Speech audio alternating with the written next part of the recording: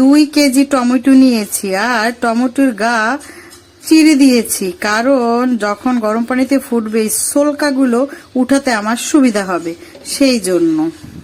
আস্ত বড় একটা রসুন দিয়ে দিলাম, 6টা লাল শুকনো মরিচ দিয়ে দিলাম, বেশি একটা ঝাল নেই।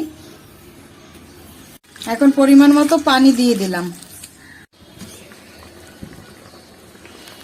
টমেটোগুলোকে অবশ্যই খুব ভালো করে সেদ্ধ করে নেবা, না হলে কিন্তু ভালো হবে না। টমেটো সেদ্ধ করেছি, ব্লেন্ডার করা হয়ে গেছে।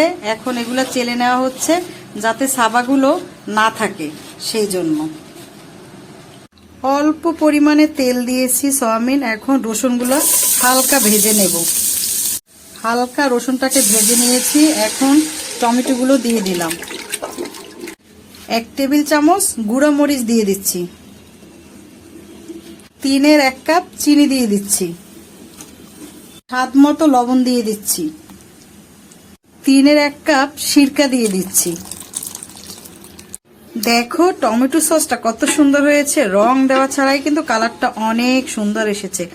আর আমি ঘনত্ব এরকমই রেখেছি, কারণ বেশি ঘন করলে কিন্তু জুসি জুসি যে ভাবটা ওইটা যে কোনো খাবারে লাগবে না, সেই জন্যই আমি এইভাবে করেছি।